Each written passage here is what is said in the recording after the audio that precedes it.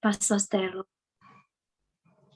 untuk mengambil waktu dan tempatnya. Terima kasih Bapak, Ibu, keluarga besar yang masuk dalam komunitas Love Praying Family. Apakah mendengar suara saya? Dengar. Sudah, Pastor. Dengar, Pastor. Iya, saya minta maaf karena saya di tempat yang jauh. Sekali lagi saya mengucapkan selamat malam dan terima kasih atas kepercayaan untuk yang kedua kali saya membawa renungan.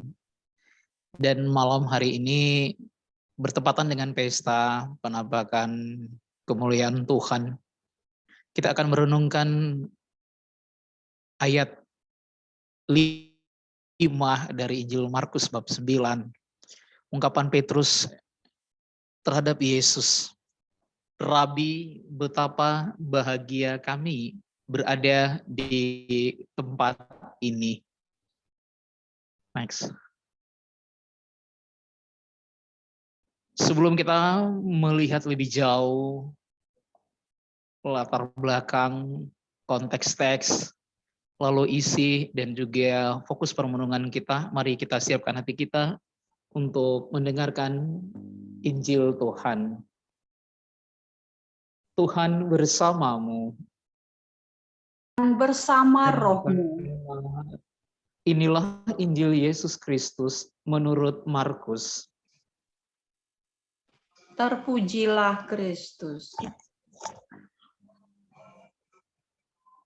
6 hari kemudian, Yesus membawa Petrus, Yakobus, dan Yohanes, dan bersama-sama mereka, ia naik ke sebuah gunung yang tinggi. Di situ mereka sendirian saja. Lalu Yesus berubah rupa di depan mata mereka. Pakaiannya menjadi sangat putih berkilat-kilat. Tidak ada seorang pun di dunia ini yang dapat mengelantang pakaian sampai seputih itu. Maka nampaklah kepada mereka Elia bersama dengan Musa. Keduanya sedang berbicara dengan Yesus. Kata Petrus kepada Yesus, Rabi, betapa bahagianya kami berada di tempat ini. Baiklah kami dirikan 3 kemah. 1 untuk engkau, 1 untuk Musa, dan 1 untuk Elia. Petrus berkata demikian, sebab ia tidak tahu apa yang harus dikatakannya, karena mereka sangat ketakutan. Maka datanglah awan menaungi mereka, dan dari dalam awan itu terdengar suara, inilah anak yang kukasihi, dengarkanlah dia. Dengan sekonyong-konyong, waktu memandang sekeliling, mereka tidak lagi melihat seorang pun bersama mereka, kecuali Yesus seorang diri. Pada waktu mereka turun dari gunung itu, Yesus berpesan kepada mereka, supaya mereka jangan menceritakan kepada seorang pun apa yang telah mereka lihat itu, sebelum Anak Manusia bangkit dari antara orang mati. Mereka memegang pesan tadi sambil mempersoalkan di antara mereka apa yang dimaksudkan dengan bangkit dari antara orang mati. Demikianlah Injil Tuhan. Terpujilah Kristus.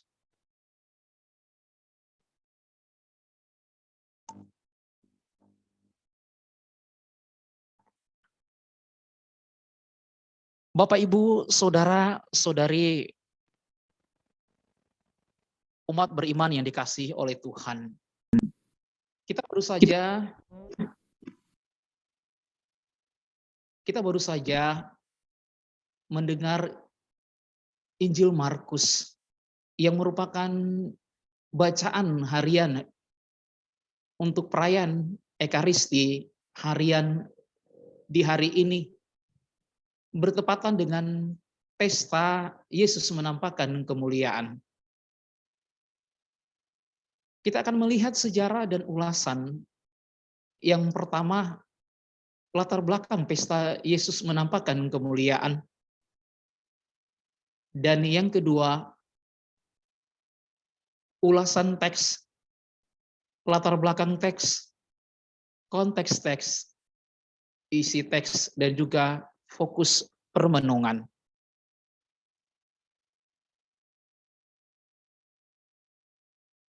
Bapak, Ibu, Saudara, dan Saudari, pesta Yesus menampakkan kemuliaan jatuh pada tanggal 6 Agustus. Dan bacaan disesuaikan dengan tahun liturgi. Baik itu tahun A, tahun B, tahun C. Dan tahun ini dalam pesta Yesus menampakkan kemuliaan adalah tahun B yang diketengahkan oleh penginjil Markus.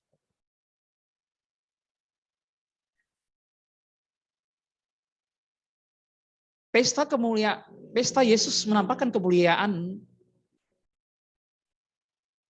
menjadi kebiasaan yang sudah didahului oleh gereja di timur. Sedangkan untuk seluruh gereja di seantero dunia, pesta ini baru ditetapkan perayaannya secara resmi pada tahun 1457 untuk mengucap syukur kepada Tuhan atas kemenangan pasukan Kristen terhadap serangan tentara Turki di Belgrado.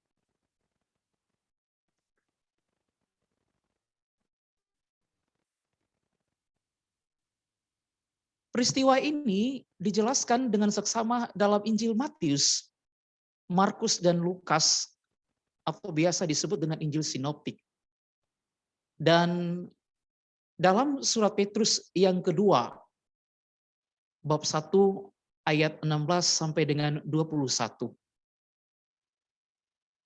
Menurut beberapa ahli kitab suci, kisah ini secara tersembunyi disinggung dalam Injil Yohanes. Kita telah melihat kemuliaannya, yaitu kemuliaan yang diberikannya kepadanya sebagai anak tunggal Bapa. Yohanes bab 1 ayat 14.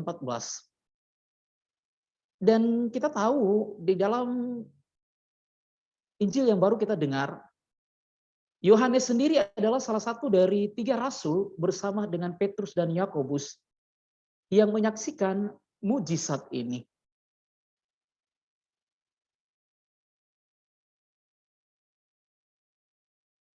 Penampakan Tuhan, atau secara teologis kita sebut dengan istilah transfigurasi.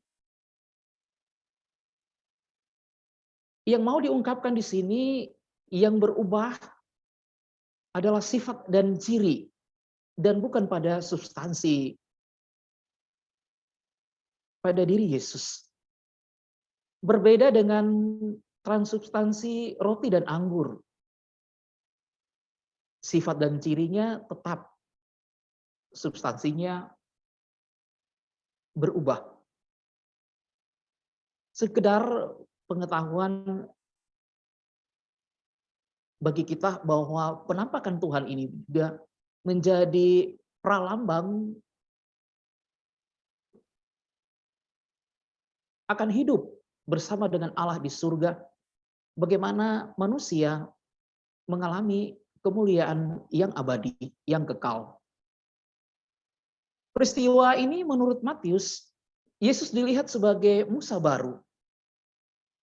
Matius 17 ayat 1. Sedangkan Lukas menonjolkannya sebagai persiapan untuk penderitaan Yesus. Lihat Lukas bab 9 ayat 28. Nah, Injil Markus yang kita renungkan atau kita baca pada kesempatan ini mengartikan peristiwa itu sebagai pernyataan Mesias yang mulia. Itulah Bapak Ibu, saudara-saudari, ulasan singkat sejarah dari pesta penampakan,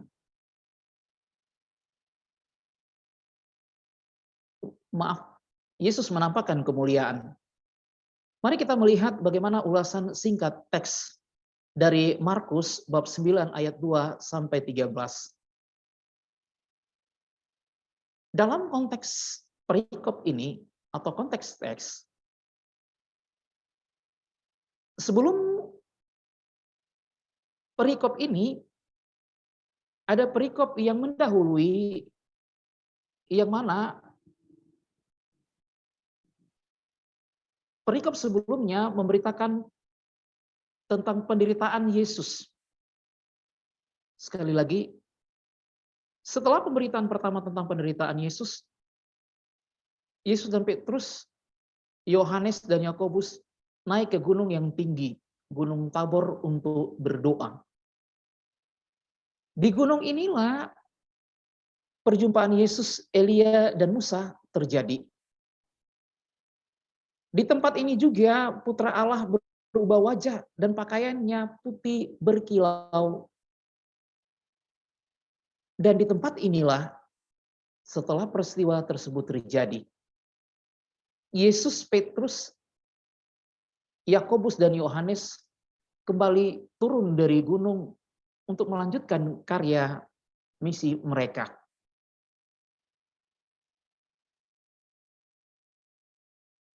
Nah, tadi kita melihat tentang secara singkat atau ringkas tentang konteks teks. Sekarang kita akan melihat isi cerita dari perikop Markus bab 9 ayat 2 sampai 13. Isi cerita memperlihatkan kelegaan dan kebahagiaan Petrus, Yohanes, dan Yakobus saat dirahmati dengan penglihatan perjumpaan Yesus bersama Elia dan Musa. Atau yang tadi kita sudah sebut dengan istilah transfigurasi. Perubahan rupa Yesus. Dan pakaiannya putih berkilat-kilat. Dan yang kedua, pada ayat yang ke-7, bagaimana identitas Yesus, utusan Bapa sebagai manusia, juga sebagai Allah, dinyatakan. Inilah anak yang kukasihi, dengarkanlah dia. Allah tidak hanya berhenti menyatakan kealahan Yesus sebagai utusan Allah, tetapi dia mau supaya setiap mereka yang mendengar, dalam hal ini dikisahkan dalam Injil Markus, agar Petrus, Yohanes, dan Yakobus mendengarkan putranya. Nah, itu sedikit isi yang menjadi gambaran bagi kita dari perikop Markus bab 9 ayat 2 sampai 13. Saya memilih fokus permenungan ayat ke-5. Ungkapan Petrus, "Rabi, betapa bahagianya kami berada di tempat ini." Saya memulai dengan apa yang diungkapkan oleh Santo Paulus. Apa yang tidak pernah dilihat oleh mata, dan tidak pernah didengar oleh telinga, dan tidak pernah timbul di dalam hati manusia, semuanya disediakan Allah untuk mereka yang mengasihi Dia. 1 Korintus bab 2 ayat 9. Pernyataan Paulus dalam surat kepada jemaat di Korintus memberi dan memperlihatkan cara dan pendekatan yang berbeda dari Allah kepada manusia. Yang tidak mungkin bagi manusia, selalu mungkin bagi Allah. Jika Allah berkehendak terjadi, maka terjadilah. Yesus sebagai utusan Allah menunjukkan itu kepada Petrus, Yakobus, dan Yohanes dalam peristiwa transfigurasi, perubahan rupa Yesus, sebagaimana yang dikisahkan atau ditulis dalam Injil Sinoptik. Dengan mengajak Petrus, Yakobus, dan Yohanes, serta memperkenankan mereka mengalami kemuliaannya yang sebelumnya tidak dialami, Yesus memperlihatkan kesetiaannya untuk tidak membiarkan para murid tenggelam dalam beban tugas yang akan dijalankan sebagai muridnya. Oleh Petrus, Yakobus, dan Yohanes, pribadi Yesus sebelumnya masih dilihat sebagai manusia biasa. Mesias adalah gelar bangsa Yahudi kepada sosok penyelamat.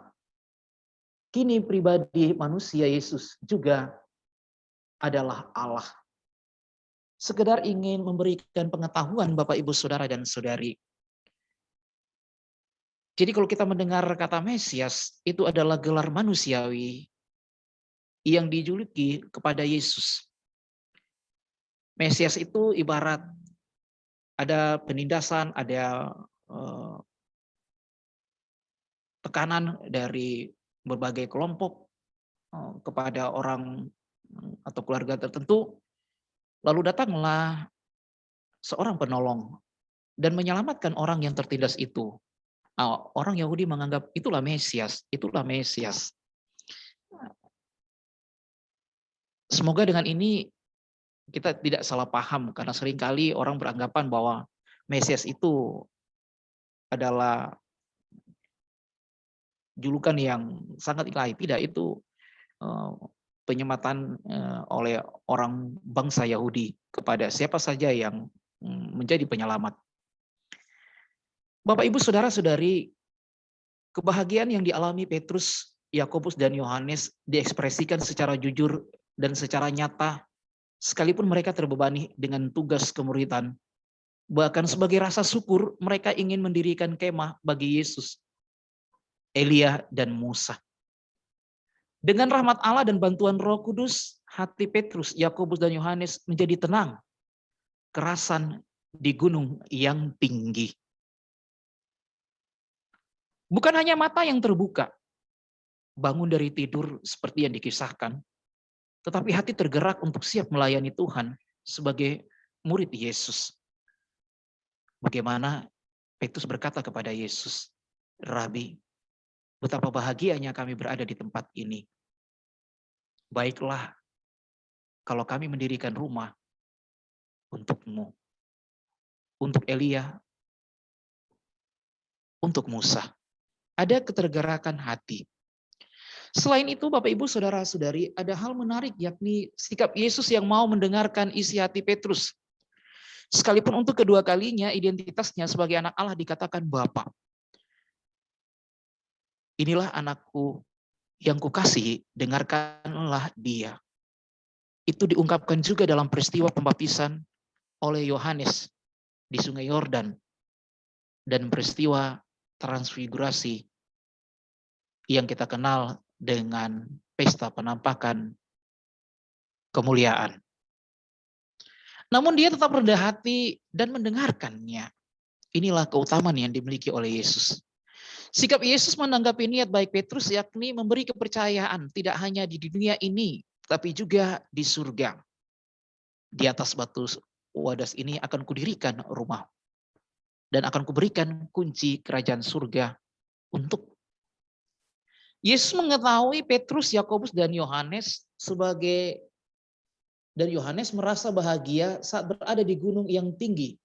Dan sebagai rabi, dia tetap mengingatkan kepada Petrus untuk jangan menceritakan kepada seorang pun apa yang mereka lihat sebelum Anak Manusia bangkit dari antara orang mati. Bagaimana konteks pernyataan Petrus dalam kehidupan keluarga kita? Bapak, Ibu, Saudara, dan Saudari, sebelum kita lanjut, saya ingin memberikan selingan bagi kita semua. Sebuah lagu.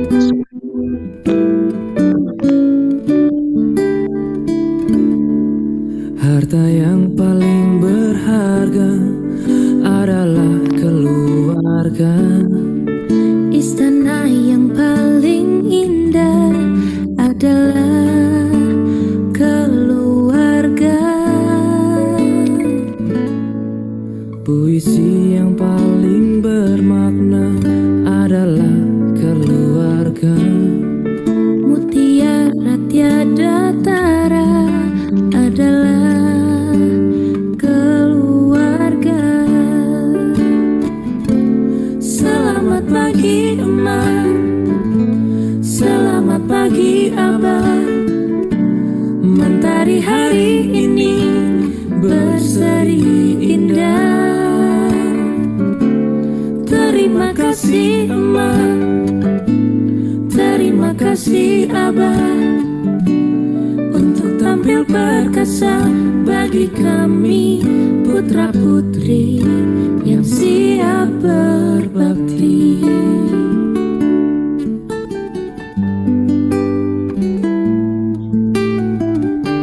Ini menjadi ilustrasi bagi kita pada malam hari ini.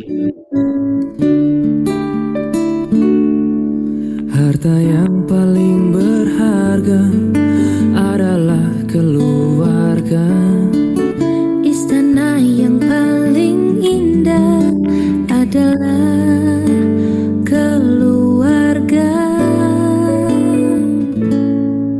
Puisi yang paling bermakna adalah keluarga. Mutiara tiada tara adalah keluarga. Selamat pagi emak, selamat pagi abah. Mentari hari ini berseri indah. Terima kasih emak, terima kasih abah, untuk tampil perkasa bagi kami putra putri yang siap berbakti. Selamat pagi emak, selamat pagi abah. Mentari hari ini berseri indah. Terima kasih emak, terima kasih abah, untuk tampil perkasa bagi kami putra putri yang siap berbakti.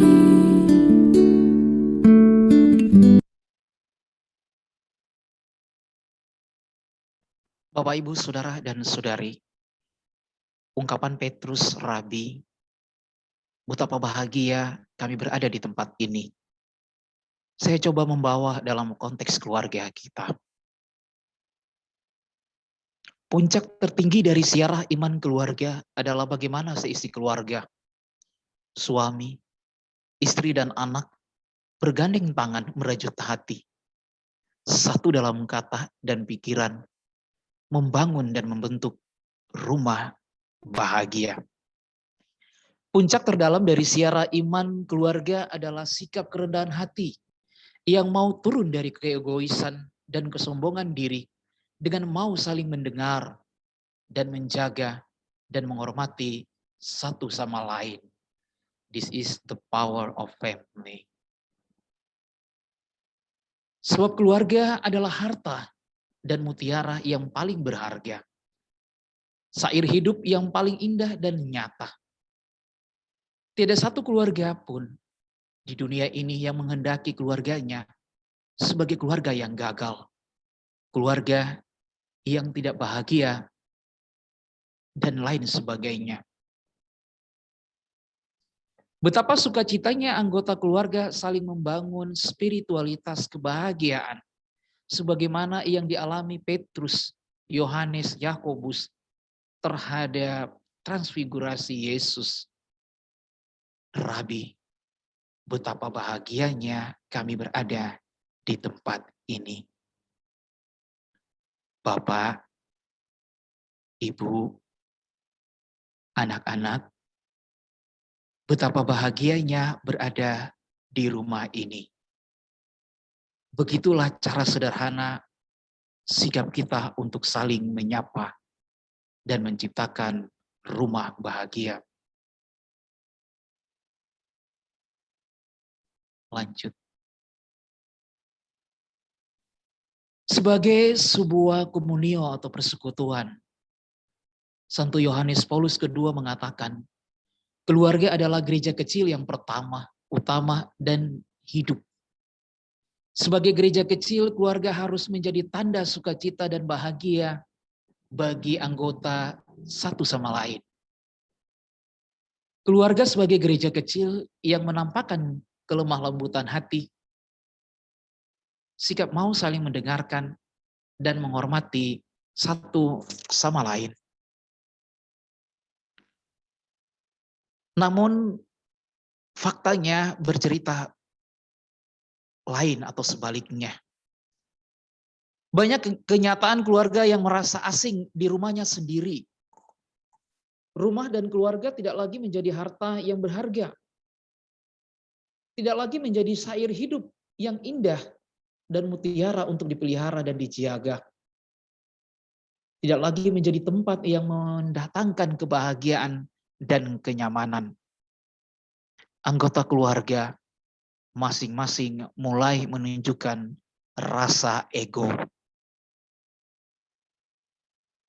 Rumah dan keluarga sebagai gereja kecil tidak lagi menjadi tempat yang bisa menghantar seluruh anggota keluarga membekali diri untuk mengalami kemuliaan di surga.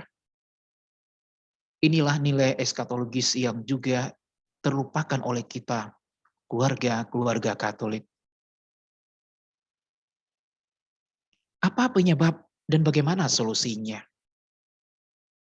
Bapak, Ibu, Saudara-saudari, sekedar hanya menjadi bagian kecil dalam permenungan saya atas pengalaman pastoral yang saya nyatakan dalam rumusan ini, bahwa kebanyakan keluarga melihat jabatan, kekayaan yang telah mencapai kesuksesan adalah tujuan utama kebahagiaan.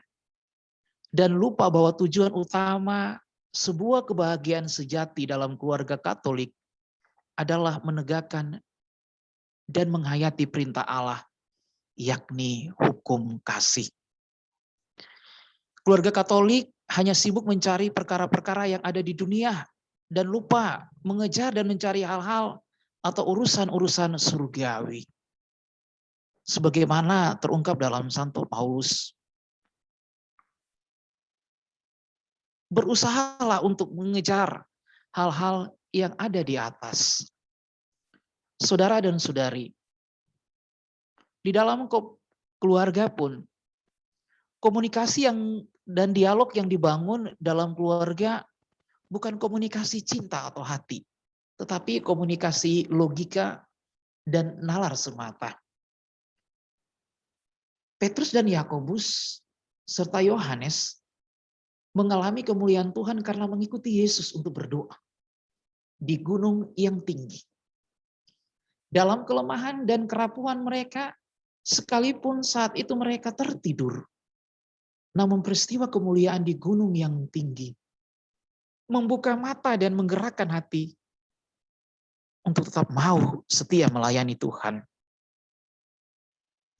Mengikuti Yesus dan mau berdoa kepadanya dan siap melaksanakan perintahnya menjadi hal penting dalam keluarga. Mendengar Yesus dan mau turun dari keegoisan, kesombongan, keangkuhan, sikap lobak, tamak adalah solusi terbaik dalam keluarga. Praktisnya, keluarga harus ada hari doa keluarga. Selain doa-doa pribadi yang dilaksanakan, keluarga juga ada sharing kitab suci yang ditentukan harinya. Dan seyoganya, permenungan akan kitab suci tersebut dinyatakan dalam aksi yang nyata. Ini adalah panggilan dan cara beriman. Bandingkan bagaimana cara Petrus menanggapi peristiwa kemuliaan Tuhan sebagai bentuk panggilan sapaan dan juga cara berimannya. Di akhir dari permenungan saya Saya mau mengatakan demikian, Bapak Ibu Saudara-saudari. Di saat-saat berada dalam beban tugas yang harus dilaksanakan, Petrus dan Yakobus serta Yohanes dikuatkan dengan peristiwa kemuliaan di Gunung Tabor. Sebuah peristiwa ilahi yang menghantar mereka pada sukacita dan rasa bahagia, bukan saja di dunia ini, tetapi juga sekaligus menjadi pralambang keberadaan di surga. Rahmat yang datang dari Allah selalu menghantar setiap orang yang percaya padanya mengalami sukacita, kelegaan, kebahagiaan, sekalipun berada dalam masa-masa sulit. Masa-masa sulit setiap orang yang percaya padanya bukanlah penghalang untuk mengalami kemuliaan Tuhan. Sikap mengalami dan merasakan kemuliaan Tuhan membutuhkan kerendahan hati dan kesediaan diri dalam melaksanakan kehendak Allah, sekalipun dalam kacamata manusia, sangat menyakitkan dan sulit untuk dilakukan. Syukur bagi orang beriman bukan hanya ungkapan bibir semata demi sebuah pencitraan yang dinyatakan dalam doa, tetapi bagaimana mencari kesempurnaan dalam sebuah tindakan yang konkret. Mansalong 6 Agustus 2021, Paroki Maria Bunda Karmel Mansalong, Kuskupan Tanjung Selor. Salam hati kepada kita semua yang hadir dalam Zoom meeting ini. Hormat saya, Romo Stelo Sanggu.